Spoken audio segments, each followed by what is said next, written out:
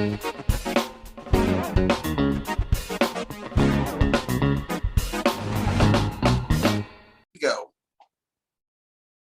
Hello, everyone, and thank you for tuning in for the second season of Pep Talks Uncut.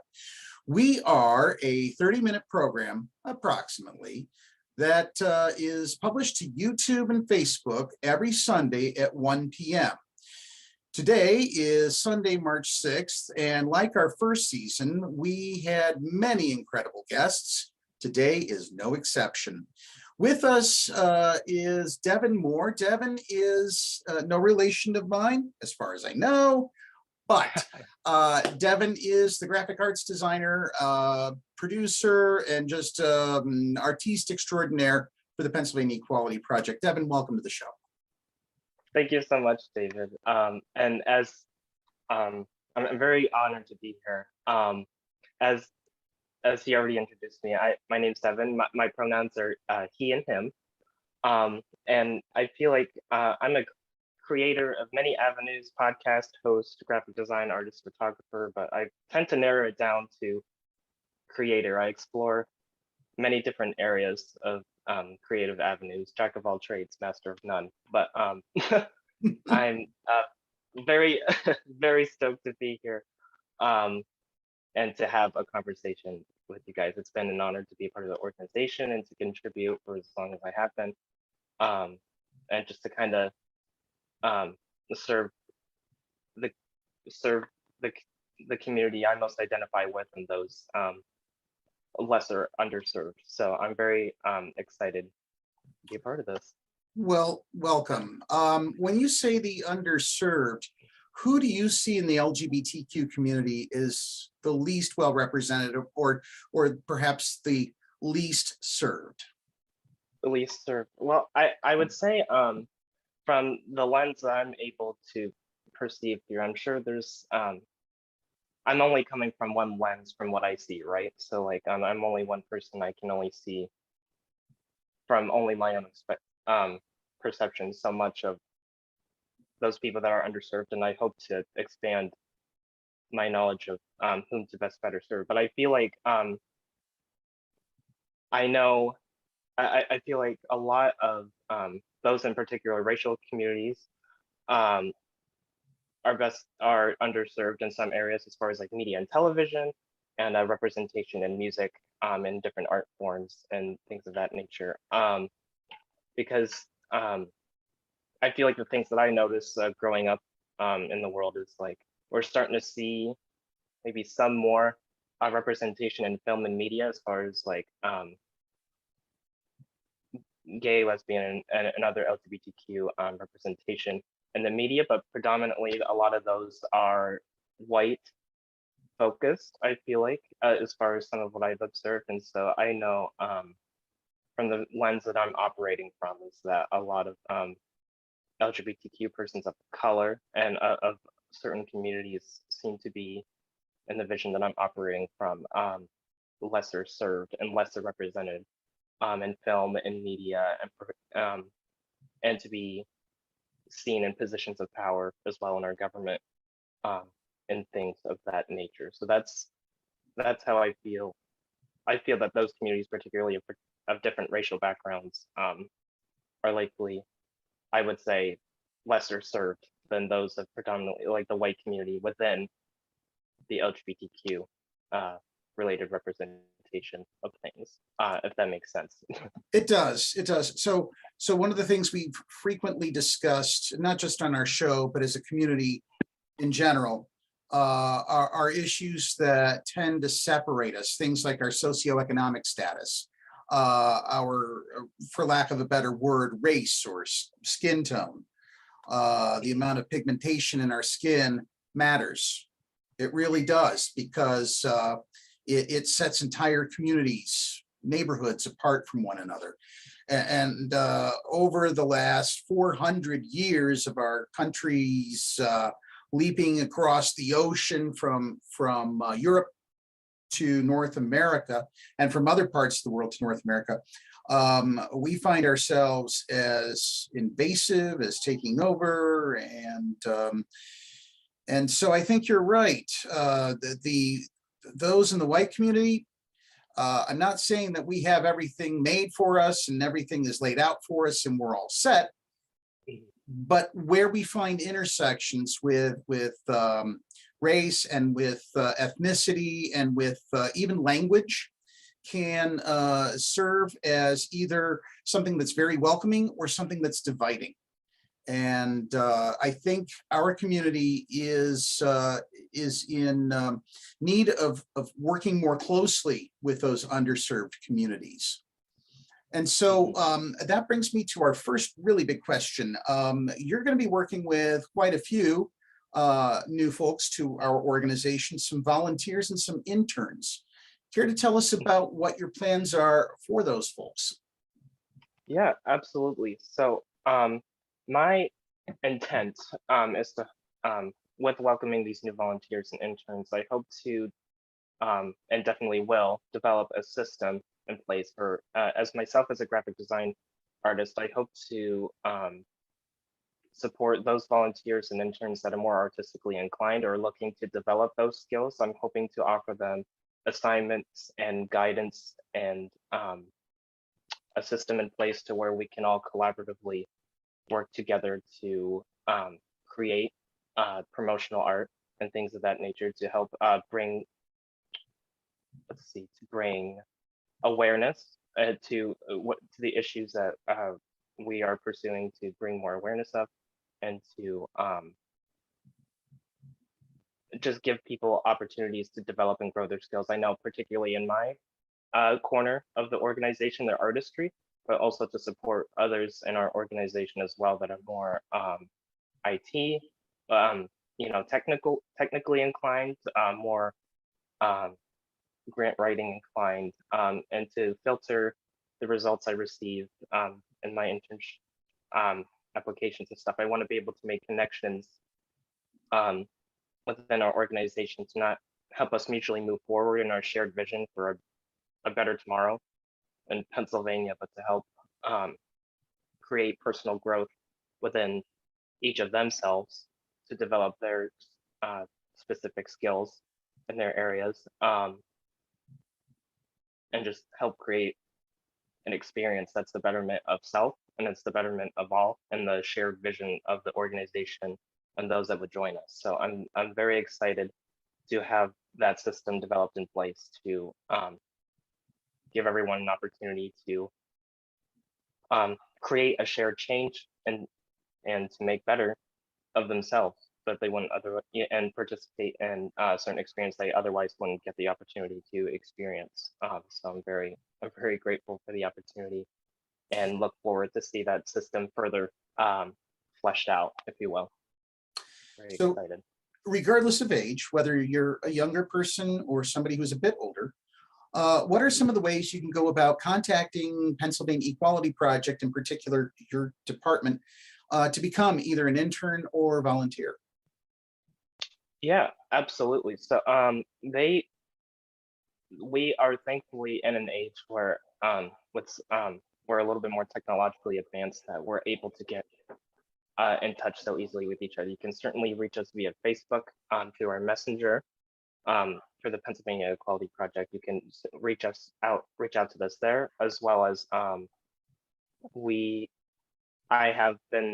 created a form that is posted on our page, and surely you will see it resurface on our page more frequently. An application process where I believe there's 4 easy questions to answer. It's very little to no effort as far as taking much of the time out of your day, probably less than 5 minutes, to answer these 4 simple questions about what your name is, your pronouns, if you happen to reside in Pennsylvania, and kind of what are you looking to pursue, and like what are you looking to give to the organization, and what are you looking to also get from our organization, right? Because I feel like it's our duty as a nonprofit. We're here to help out each other, and to we have a shared vision for wanting a better tomorrow in PA, and as well as we would want to promote the betterment of all people that would join us in our shared vision, to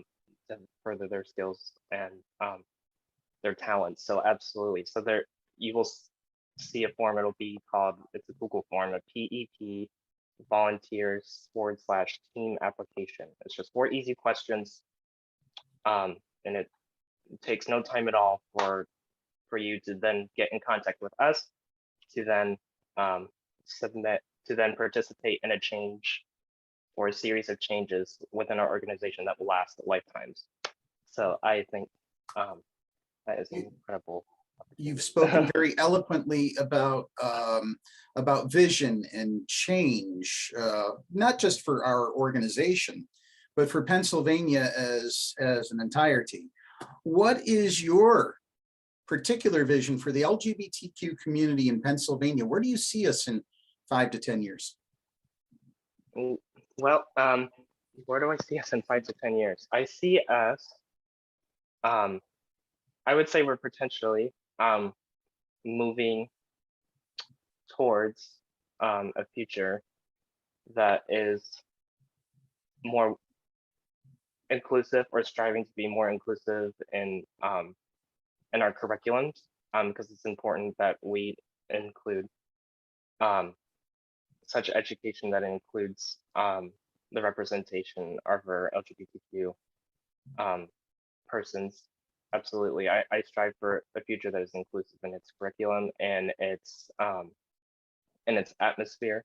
I'm starting to see, even from the small town I come from, Warren, Pennsylvania, where I was born and raised most of my life so far in my 21 years of existing, to a town I would have never imagined to be to be inclusive and move in a direction that's like more LGBTQ positive. But even in recent years, we start to see pride events surfacing there and in surrounding areas within small rural Pennsylvania areas. And I think we're starting to move in a direction. We're coming to a point where, for lack of better verbiage, enough is enough.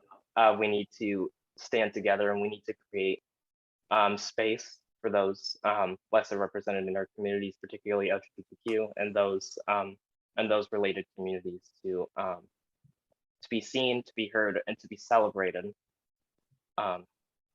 in our education systems and our local policies and protections in place, and just overall betterment of life, like, and quality of life for our LGBTQ citizens and loyal, residents of PA. So it's I'm very optimistic in the way that certain organizations like ourselves and like other people are committed to the shared cause of promoting the betterment of life for all LGBTQ people in PA. I really am starting to see that, and I'm very excited for that change.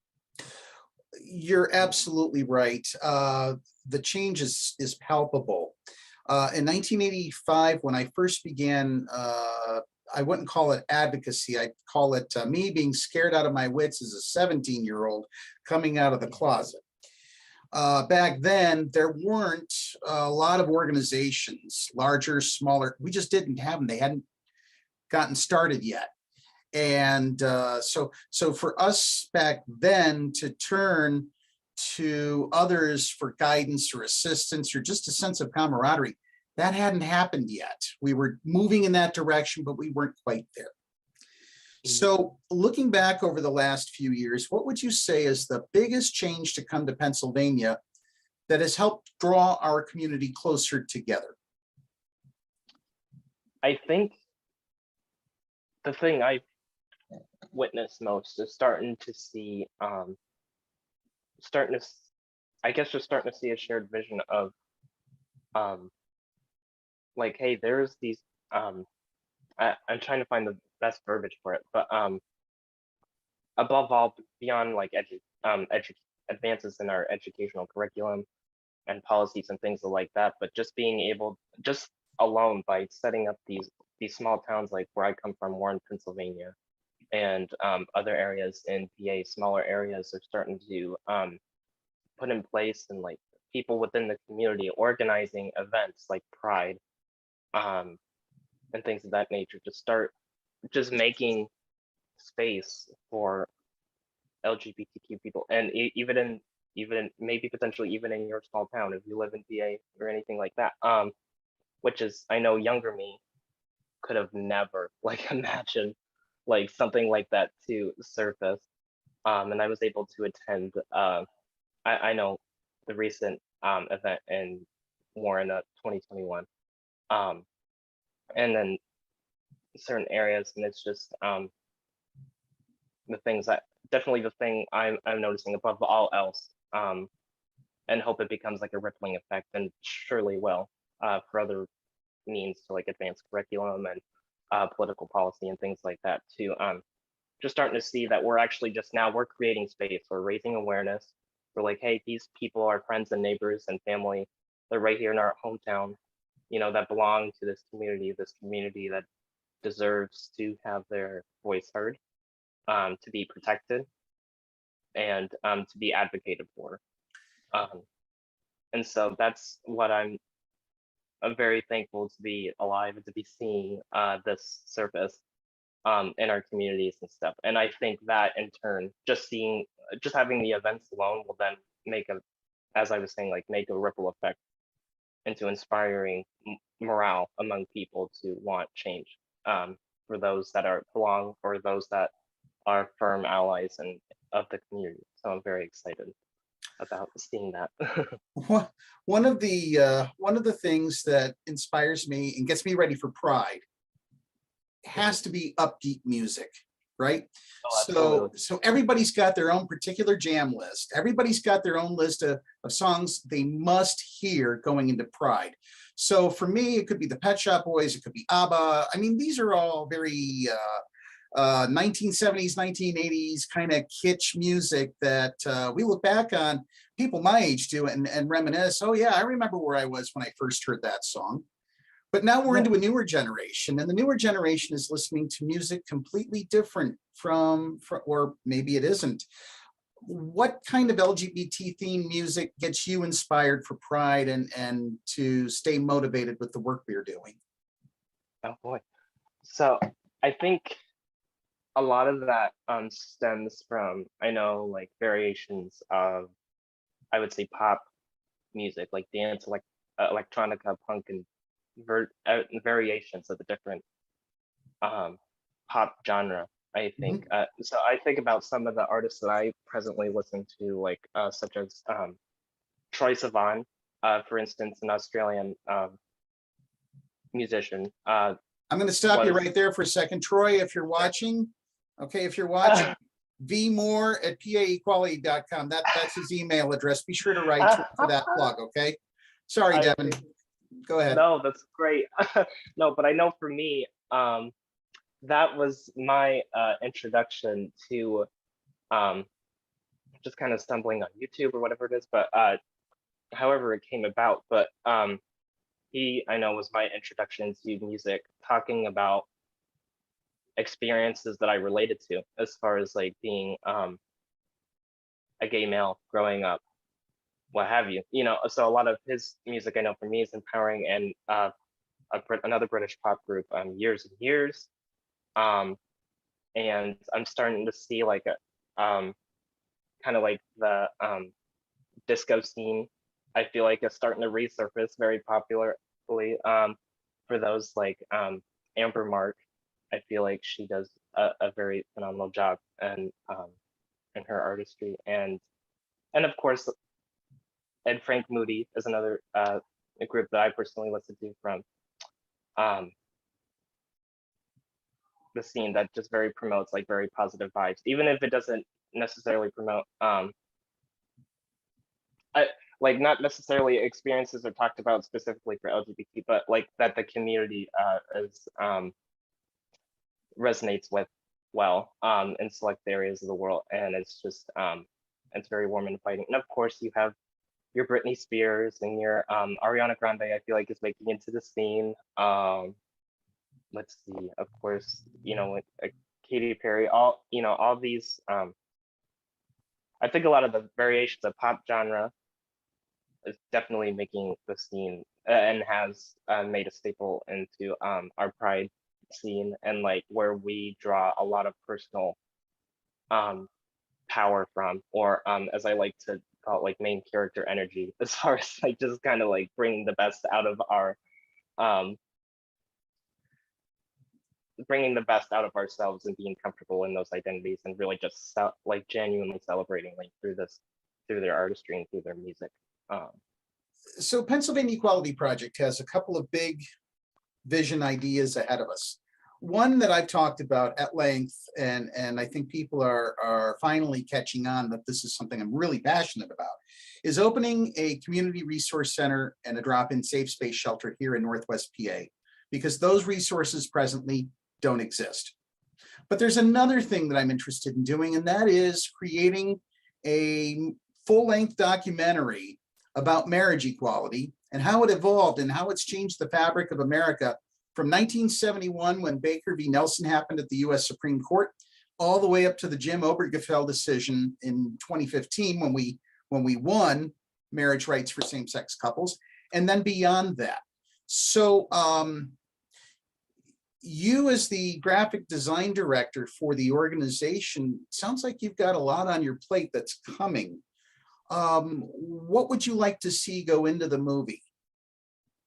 like to see to come into the movie. If you had a wish list that you could implement, what would be on it to go into that movie? Right. Well, I think definitely the thing, the sort of umbrella thing that I wish to see implemented into this movie is the perspectives from across the multiple generations of like what they envisioned, or like what they have presently seen happen as far as like the advancement of marriage equality in Pennsylvania. What people like me and those younger than me, like kind of like growing up and kind of maybe have talked with people, or maybe haven't had conversations with a lot of people, and just about the particular situation as far as advancement in the movement, to just kind of get a lot of shared perspectives and kind of like what their personal experiences were and where they're coming from. Because I feel like there's a lot of wisdom.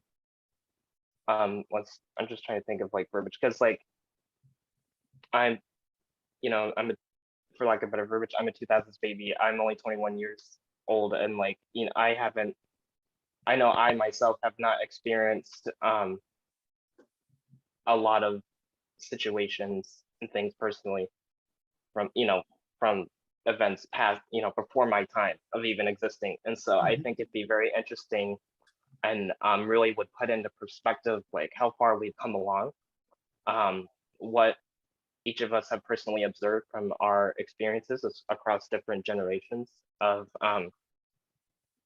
advancing forward in the world, and kind of like what maybe we all together are very happy to see presently happening, and like what are we looking forward to. So I'm really I think that is really, I don't have, I would say, a series of multiple things, but definitely the umbrella thing is like having shared perspectives from those of different generational groups, and then also have that coming from people of different communities. As far as like I myself, I can only share so many experiences and relate to so many things personally as a white, gay, cisgender male that's only lived 21 years of life on this planet. Like, to imagine the experiences of somebody else that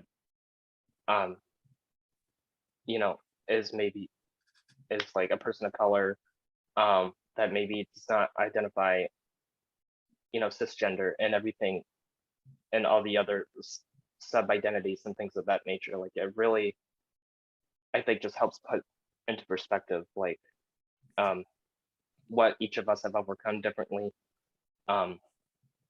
what we're currently experiencing, and how to move forward together, and what we're expecting and wanting of the future.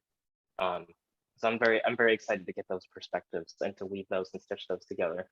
Well, good, Absolutely. good. We're going to be blending together a number of clips from this particular program, maybe not this particular episode, but we might.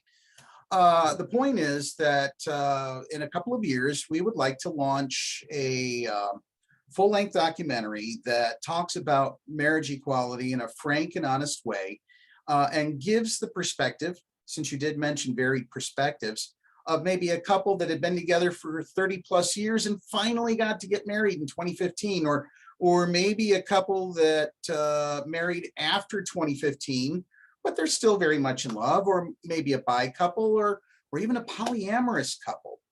Mhm. So this begs the question, do you have marriage plans? Do I have marriage plans? I'm Oh not boy. asking if you're ready to walk down the altar now, but you're not going down the aisle, but any is that the direction you'd like to see your life take, or maybe a different direction? Yeah, absolutely. I so I feel like I'm a very romantic person, and I'm very glad to be to be born in the time that I am right now, as far as to be like to become to have that opportunity better available to me, to be able to have um somebody of the same sex that I would love and appreciate very dearly. Eventually, I would definitely love to see those plans for myself. If um, I, I, I know for myself, I would love to see that fulfilled presently. But I guess let's see. I'm just yeah. I definitely when the time comes and when it's available, absolutely, I would be very excited. It's just a matter of for sure like I I jokingly share with people that pose like similar questions. Like right now I'm in a romantic relationship with this life. I'm very grateful to be to be present, to be here, and to be making connections and relating to human beings just at present as I am, to whatever capacity that is. But definitely when down the road, when the cards align and the stars align for that, if you will, to like have that happen, like I would be very excited for myself to then to be with someone, potentially definitely have like a child and in my home, with my potential partner, to then raise to be a loving, caring, gentle human being, which I think is contrary to what society would have it. I think is a very powerful and um, very wonderful thing, to be gentle, kind, and caring person that's very open-minded to many perspectives of those people experiencing the world very differently. Um, and yeah, absolutely. So definitely, when it aligns and when it happens, I'm definitely excited for myself to experience that kind of partnership. Um, absolutely. You mentioned earlier during our discussion today that you grew up and spent most of your life in Warren, PA. But if I'm looking carefully right next to you, is that a bag next to you that says the word Philly on it? It is. It's from a local um, store. It is I currently now live in Philadelphia. This is the Philly 8th thrift shop, established in 2005. This is one of their bags, stored exclusively, I do believe, for the most part, supported by LGBT persons, by volunteers and things of that nature, to um, provide thrifted goods and be very welcoming to those of the LGBT community. And it's Philly's own neighborhood. So that's where I got this from. Absolutely. Fantastic. Well, actually, that was a wonderful plug, and we need to make sure we get them on our resources list. Do you get a chance to go by there often, or? I fortunately I do. They're really not that far from where I presently live, and I definitely, if I'm going to get anything new or looking for anything, I know for my personal wardrobe or house situations or whatever it is, that they're definitely lately my first stop shop for any of those sorts of goods. And to know that they're welcoming to a community that's very LGBT progressive and makes the space for that. It is very affirming and makes the shopping experience, I feel like, which hopefully doesn't sound like any performed way, but really genuinely, when businesses like thrift stores or restaurants or things like that that genuinely make it known that they're open and welcoming to those of certain communities, LGBT or otherwise, like it's very, and it definitely makes the experience and better and quality of life so much better, I feel like. And many might agree. I don't know. Well, I don't often get the opportunity to travel to Philadelphia, but I tell you what, the next time I do, I'm going to be looking you up because I know where you work. Right. And I'm going to drop by, and hopefully you won't be on duty that day, and you can take me shopping down at the thrift store. I'd love to see it. Would love to meet some folks down there.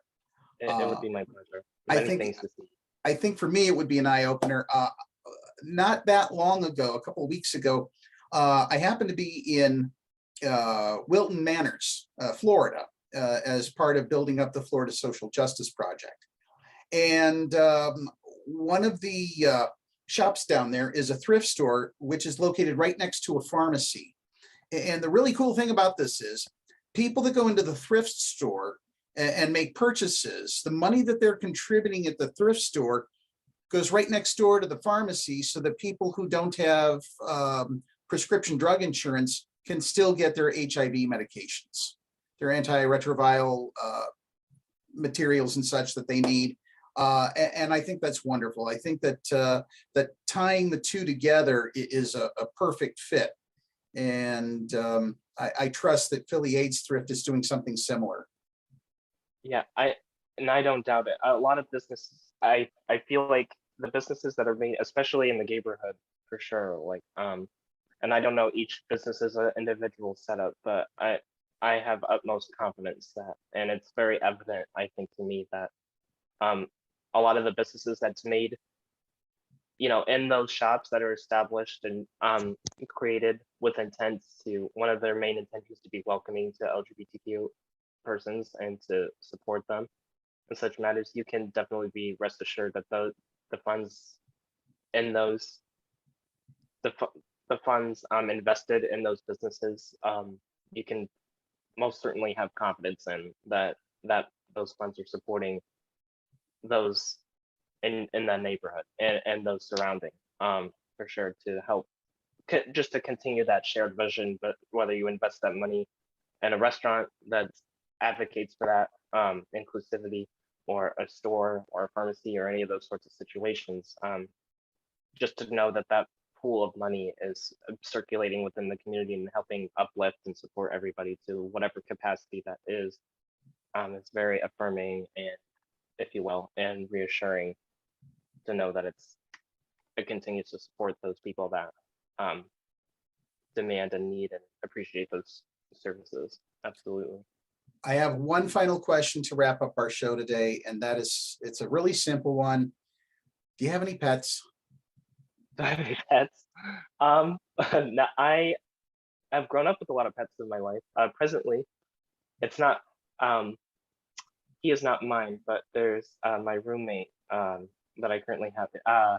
We have a cat named August, is his name. And he's a very social little being, and very loving, very caring, very playful little creature. But I've definitely have grown up with pets all my life, and surely more will resurface, four-legged or whatever, legged friends will resurface in my life. But presently, a cat that's not technically mine, but that we do share the joy of. We have a cat, and his name is August. He's a lovely being to know. Well, I can certainly understand where you're coming from. We have 4 dogs and 2 cats living in the house.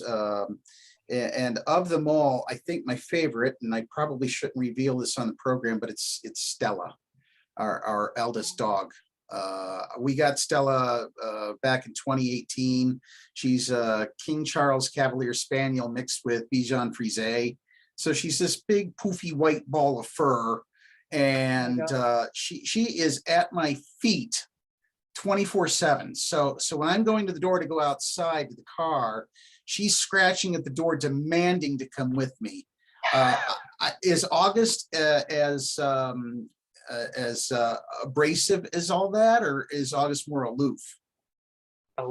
He is certainly, I would say he is very much the same way. You cannot get past him without, like, say you're cooking something, like in the kitchen and stuff, he wants to know what you're making. He's like, he's meowing, he's clawing at you, he's letting you know, like, I want to know what's going on, you know, what you're making, what you're doing. Like, I want to be a part of that. And like, if you happen to want some alone time in your room or whatever it is, and he's like, and he's bored and he wants company, he'll let you know. He'll knock and meow and everything at the door to let you know, like, hey, like, I'm here. Like, I demand your full, complete and full undivided attention, which is like, that's cool. You know, it's just he's a very, and when you talk to him, he like responds back in different tones of meows. Like we're having like a full on conversation. Like he's very social, very inquisitive, and things like so. It's just like, he's a joy. He's a hoot to have around for sure. Well, Devon, thank you so much for taking time out of your schedule today to be on the show.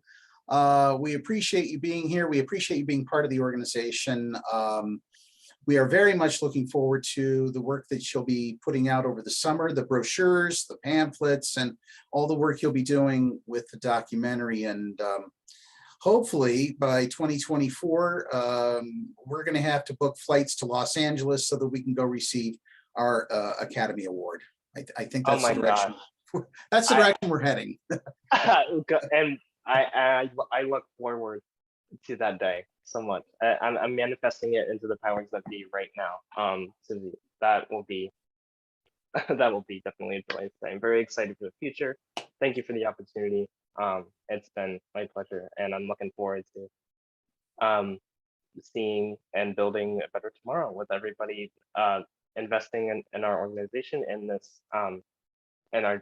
and not even just the organization, but our shared vision. I'm very excited for the future that we're all collectively in some manner moving together.